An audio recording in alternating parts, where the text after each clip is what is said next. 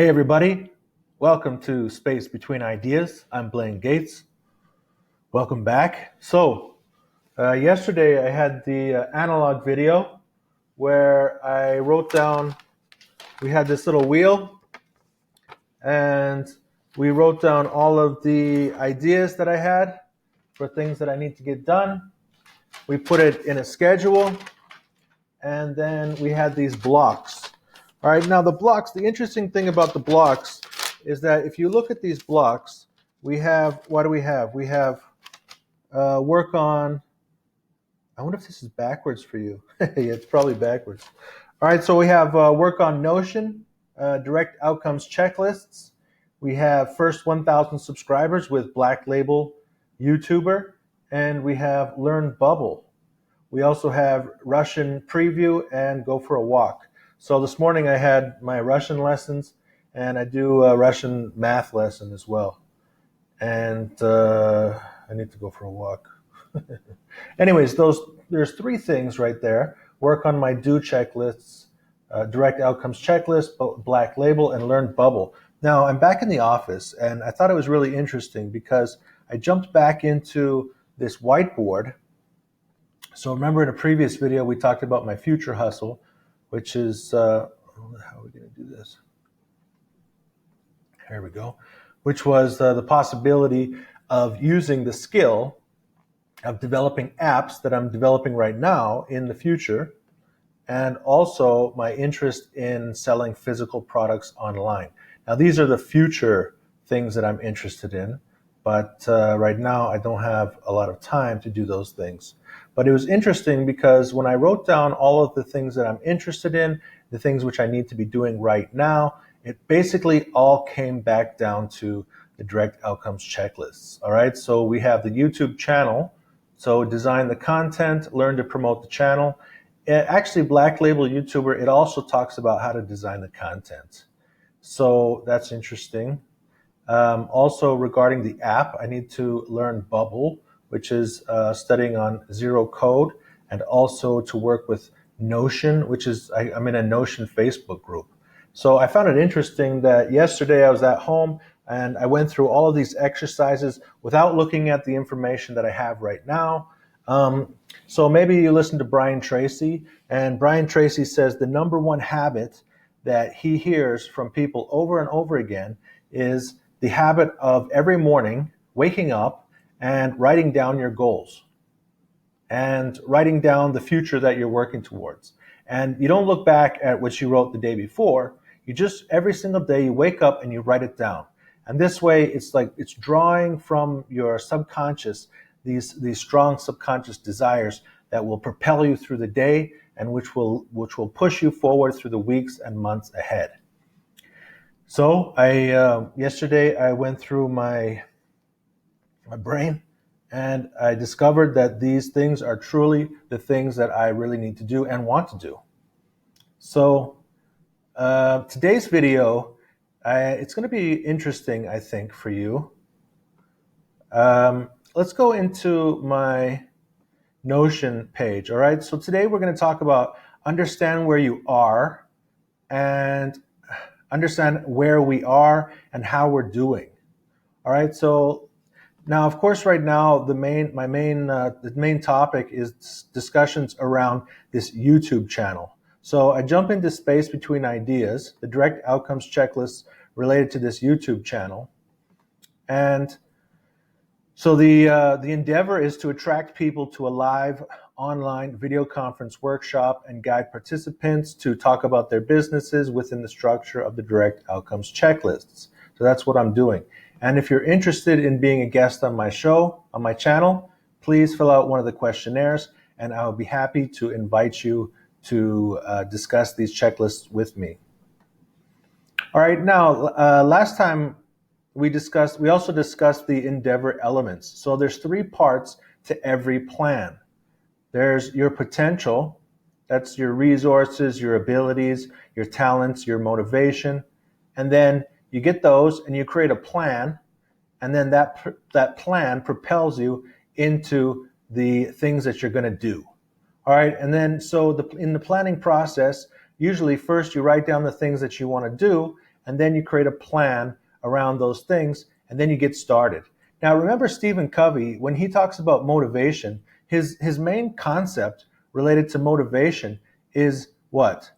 Be proactive. So he doesn't have a lot of information when it comes to exactly what you should be doing. He just says, be proactive. All right, I'm going to just make my head a little bit here. All right, so be proactive. I mean, like, what does that mean exactly? Be proactive. Like, it means just go out, do something, all right? Get it done. Now, okay, be proactive. Like, interesting. Okay, do it. Like, all right, whatever. Now, let's jump into some of the ideas that I'd like to talk about today. All right, so we go down the list of, we talked about reuses, we talked about outcomes, we talked about actions. And so right now I'm trying to develop some scenarios about exactly what I should do. And that is going to come from the research that I'm doing. Now, if we go down to this very first section, so we have resources, motivations, and interactions. All right, so this bottom section, it's related to this thing called shaping potential. And that's really what we want to do, is shape potential. Our potential to succeed will be shaped by our actions, by our outcomes, by our plans, all of these things that are above. So in this section, these things up here are based on what? They're based on this foundation. So if you don't have any resources, then how can you move forward? All right? And if you don't have any motivation, then how can you move forward? And if you're not going to interact with anybody, then how can you move forward? This is the potential that we're playing with, the interactions that we have, the motivations that propel us, and the resources that we have and that we're trying to develop. So this is the potential. All right?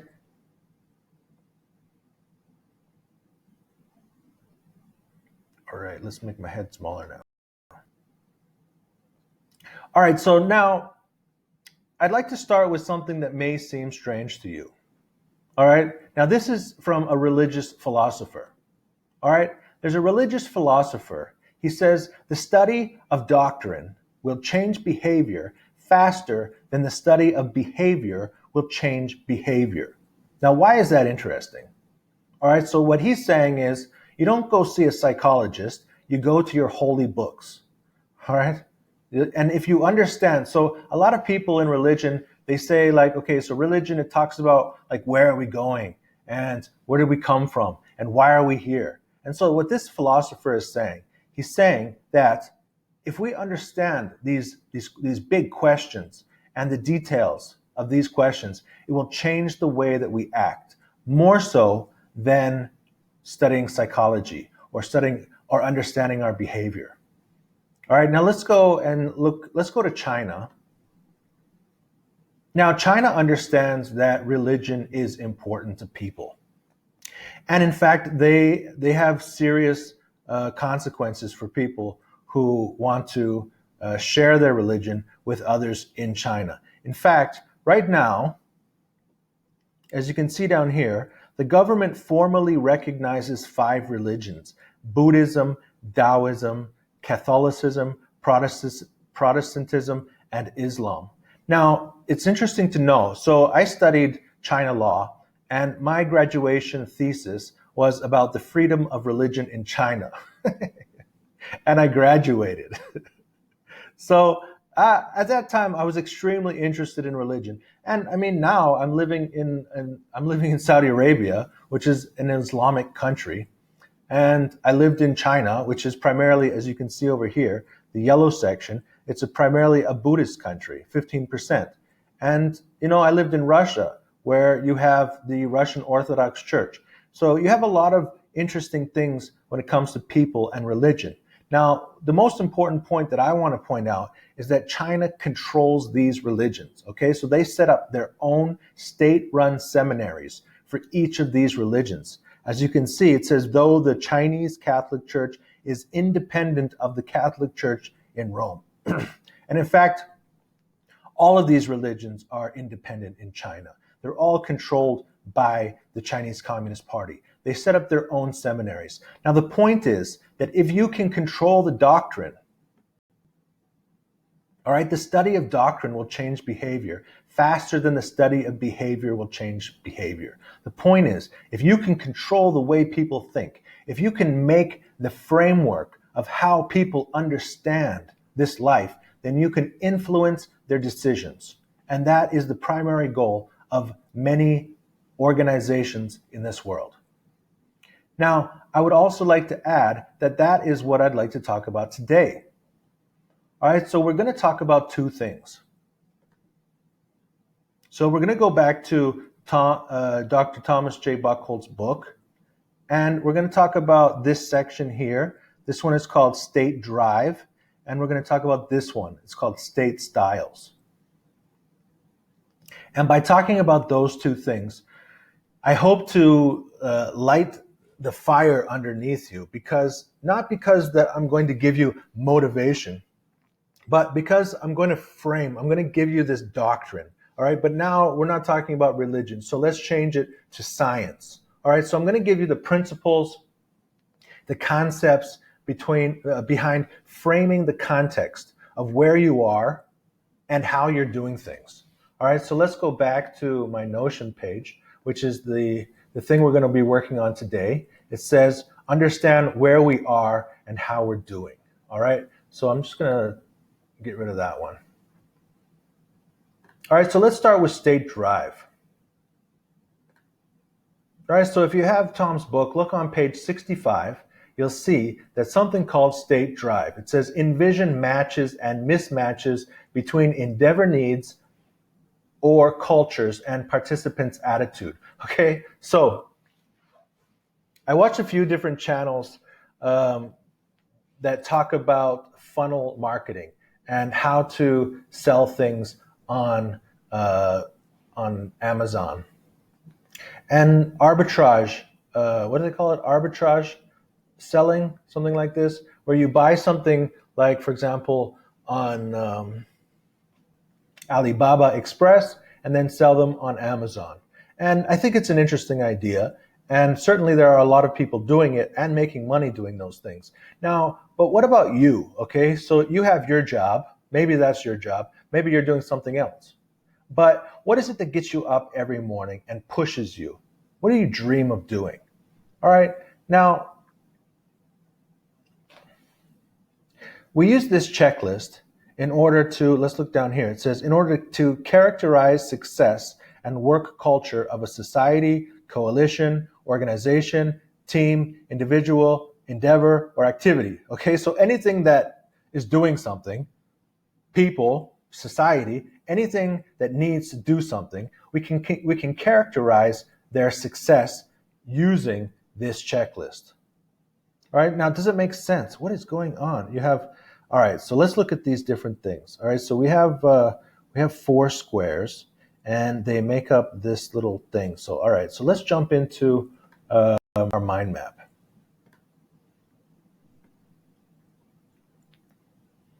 All right, now can I draw 4 squares? All right, here's 1 square. Good. Now what do I do? All right, now if I copy and paste, what will happen? Perfect. And then copy. Well, I don't need to copy it twice. All right, perfect. Well, this is starting to look good. All right, now, so we got the 4 squares. What's next? All right, so imagine you are in a race. And there's 2 cars in this race. What do you call the car that is in the first position? All right, so you're in a F1 race, and what do you call the car in the first position? Usually we call that the leading position, okay? So the person in the first position is leading, and if that person's leading, who's the one behind? So we have one person who is trailing. Let's just make this a little, I think I better make these letters a little bigger. There we go. Okay, so we have somebody who's in trailing position, and we have somebody who is in the leading position. All right, there we go. All right, we got leading and trailing. Interesting. car that's in the front is leading. The car who's in the back is trailing. All right, so let's go back here. All right, so we have leading and diligent, trailing and diligent. Leading and laid back, trailing and laid back. So we got diligent and laid back. All right, let's add the diligent and laid back. All right. So that on the top we'll put diligent, and then at the bottom we'll put laid back. All right, now when we put these things together, we have 4 quadrants. All right, now if you are sitting at home and you're doing nothing, that means you are what? You're laid back. All right. Now, this is the time of where everybody's at home, and for people who are not used to working on the internet, then this is going to be a very difficult time for you because you're probably laid back and you're not sure what to do. Now, if you're laid back long enough, what happens? So if you're driving a car and you take your foot off the gas pedal and you're not going anywhere, then certainly you're not in the lead. All right, so you're probably trailing. Now, if you're laid back and trailing, what is that? All right, so some people say, well, you're depressed, you're sad. You know, those are emotional words. Those are words you might talk to a psychiatrist about. Now, I'm not a psychiatrist, and this is not psychological therapy. This is just, from a science point of view, let's frame the context. All right, so where are you if you're this? Let's just find out where you are. All right, so what is it called? We're trailing and laid back. Okay, recollecting. Recollecting. That's the word for it. Recollecting. All right? You're recollecting. Which means what? You're thinking, you're trying to figure it out, you're not sure. You got a lot of potential. Let's make it into a positive. You got a lot of potential. All right? Now, if you are recollecting, might I suggest that you find a way to move yourself up. Move yourself up to diligent. All right? Now, how can you move up? What can you do to move up? What are the actual actions? All right? So now, this is where, from a psychological point of view, there's going to be somebody that will tell you what to do. From a religious point of view, there's somebody that will tell you what to do. Now, I'm not coming from those points of view. I'm coming from science. Okay, so this is Thomas Buchholz. He's a scientist, and he put together a few steps. All right, so let's look on this other page. It's called, this other checklist called State Styles. All right, it says analyze how work is or could be done. So if you're going to start doing work, you probably got to start from the bottom. All right, so number 1 says nil. The very bottom, nil, deferred doing. All right, let's move this over here. All right, let's put it down here. Okay, so we got nil. Nil. Is that where you are? Are you at nil? Because if you're at nil, there's not a problem with being at nil. A lot of people are at nil. They're not doing anything. But if you'd like to know the next possibility, okay, so we want to move up. We want to go from laid back to diligent. What are the steps? What's the next step? All right, next is called haphazard, which means what? Meander while doing. So when you start out on this new journey, you probably won't know exactly what to do. So we do something haphazardly.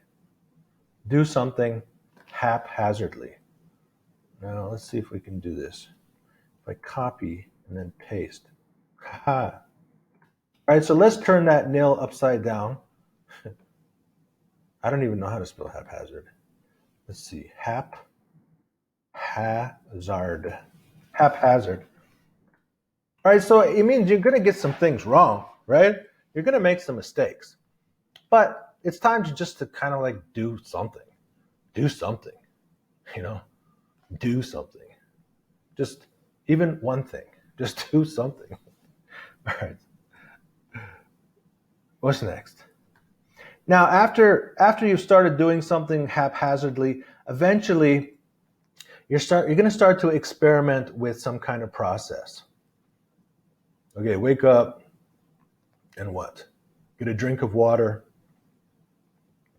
do 10 push-ups, walk around the block, and then come back and see how you feel. Then maybe have your list. Okay, so then you have your 3-day plan. Remember, we had that page. We have our 3-day plan, and look at some of the ideas that you have and just test it out. All right, so you got your tentative. Let's see, we paste another one. Oh, if I couldn't spell haphazard, how am I going to spell tentative? T or tenta? Tentative.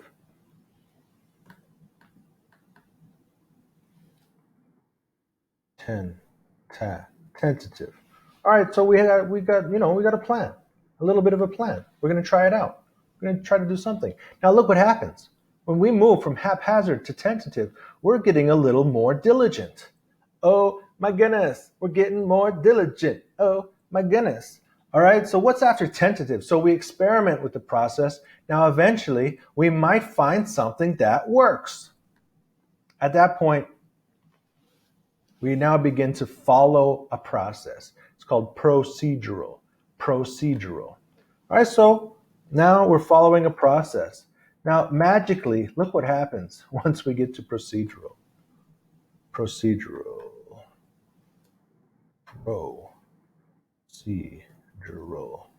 Once we're at procedural, it's really quite amazing because we're actually starting to get into this diligent area. I mean, I kind of like pushed it up a little bit more than I probably should have, but you get the picture. You start to move up. Maybe we'll even put an arrow here because I think that will look even more interesting. Look at that. Fantastic. So if you'd like to move up from laid back to diligent, I suggest you follow this pattern. Go from doing nothing to doing something to trying to create a process, and then eventually you have a process. All right, next you can embed with other work. Blend with other work. Then we move into blend with other work. Blend with other work. What was it called again? Embedded.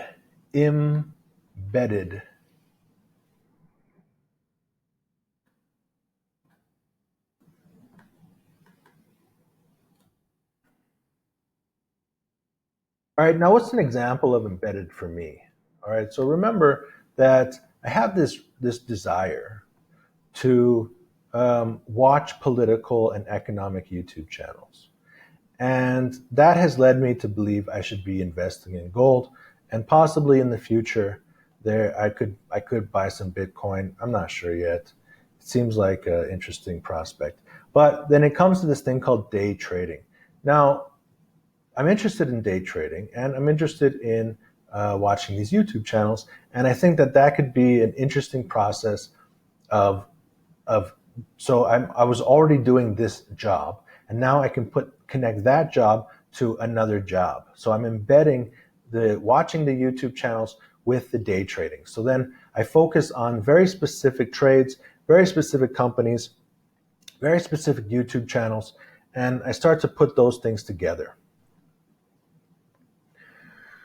Now, as you watch some of these videos, specifically from this group with the fulfillment by Amazon, these FBA stores. Okay, so when you talk about sales funnels, this is what it's all about. Okay, so sales funnels, they put all of your work into this embedded process. You follow a process, and then once you're able to follow that process, then you'll find that procedures. You can do more things. Like when you first start out, then you have to I can only do 1 or 2 things a day, and I have to do A, B, and C, and then the next day I'm doing A, B, and C. Now you do it over and over again, and you start to get really good at it, and then you might be able to do 2 things at a time, or you find ways to tweak the work. You find ways to get around. You find methods for improving the way that you're doing it. And then what happens eventually is you create a process. All right, so finally, you have this thing called effortless. Now, when I watch some of these guys that are doing that are doing funnel marketing, you can see that they have a process. And not only do they have so at the beginning, they want you to start, working with that process, getting better with that process. Eventually, what is it? Embedded and effortless? Yeah, effortless.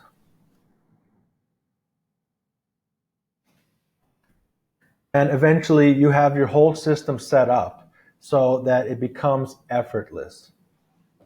I mean, some aspect of the work that you're doing becomes effortless. And that's the whole point of the funnel. So the funnel is, once you've created this funnel, then once the guy, whoever's email you have, your customer, goes in the top of the funnel, then you start to upsell him or downsell him, or you use your website in order to get more and more sales off the same customer. And it becomes effortless.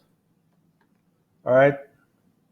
It means that you start to use technology and you start to use other methods in order to get better results. Now, as you can imagine, as you become more and more diligent, all right, so what is it called if you're trailing, but you are diligent? All right, what is trailing and diligent? Okay, so that's called striving, S-T-R-I, striving.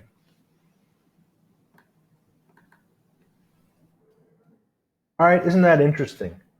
So you're going to move from recollecting, sitting back, eating tacos, relaxing, watching TV, not knowing exactly what to do. And then you start to move up this process, different styles, and it could take you a day, it could take you 10 years, but slowly move up this process until you become diligent.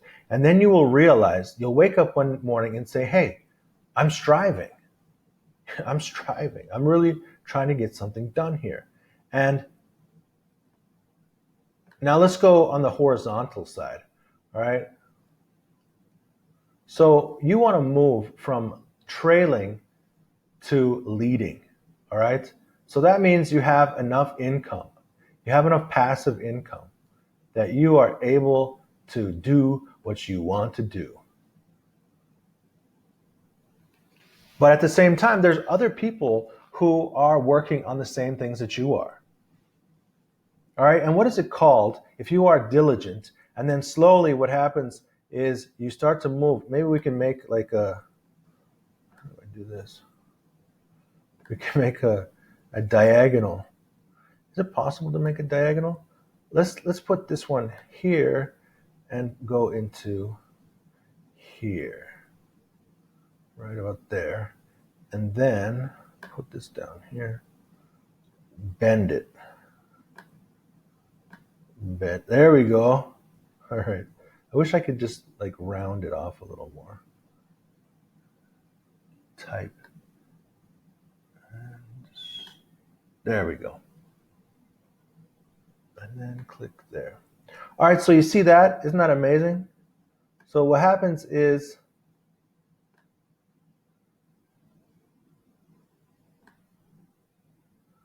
how do I move it? You start down there at the bottom. Now it's going to look really funny. There we go. You start at the bottom where you are just not successful. You are trailing. You're doing nothing. You're not sure where to go. And then slowly, as you work up the ladder of these different styles of work, eventually you will become diligent. And as you strive, and probably, there's probably some other thing that you need, because it's not just hard work, all right? So, and that's where these other checklists come in, okay? So let's go into my YouTube, space between ideas. All right, so now, like down here with motivations and resources. So you might imagine this is kind of like a rocket, all right? So you have this rocket that's going into outer space. And at the very bottom, you have your gasoline and your fire. That is what it's going to propel you into the future. But if you don't steer, so somewhere in here with the information, the interactions, and the scenarios, you're going to have to start to steer this spaceship, all right? And this is where those methods come in. All right. This is where that information, the research and the scenarios and the thinking really comes in, is understanding how to move your diligence from just doing to doing the right things. All right, that's also where this procedural, the tentative, and the procedural and the embedded come in. So we need to start to make decisions about what to do to move from a trailing position into a leading position. All right, so that's everything. All right, so I hope that you're able to see how, by framing the context, you now know where you are. Are you in a leading position? Maybe you are. Are you in a trailing position? Maybe you are. All right? Now, the hope is that you will be able to get into this square right here, which is competing. You are now competing. Now, some of you are already there. Congratulations. Now, if you're already in this competing section, in order to stay there, then there are some other checklists within the direct outcomes checklists which will help you to think through the things that you're doing.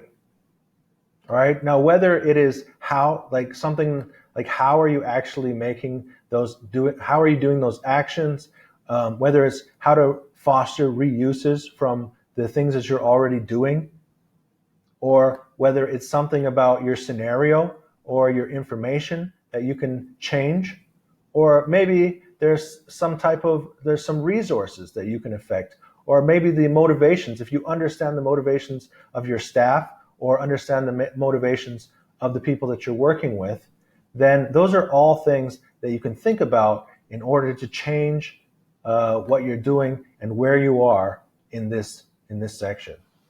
Now, someday, you're going to be so good, it's going to be so effortless, you have your system set up, and it's just making you money that you can take your foot off the gas and you will still maintain that leading position for some time. And what is that one called? Oops. This one. That one's called coasting. All right. So when you're going down a hill, COAS, coasting. When you're going down a hill and you have gravity on your side, then you can maintain undo. You can maintain a leading position without having to be diligent. But in order to make it to that square, you really need the effortless. You need to get to effortless, which means that your processes have to be perfect. And you have to have technology that can help you. And you have to have a team around you. And you have to really understand how the game is played. All right, so that takes some time, that takes some methods. Now, I invite you to, if you have any questions, please leave a question below. If you have comments, go ahead and leave those comments below. If you'd like to share this video with others, go ahead and share it. And if you click the like button, then more people will have access to this video. If you'd like to join my channel and discuss the things that you're doing in your business, go ahead and fill out a questionnaire or send me an email. I'm signing out, Blaine Gates, Space Between Ideas.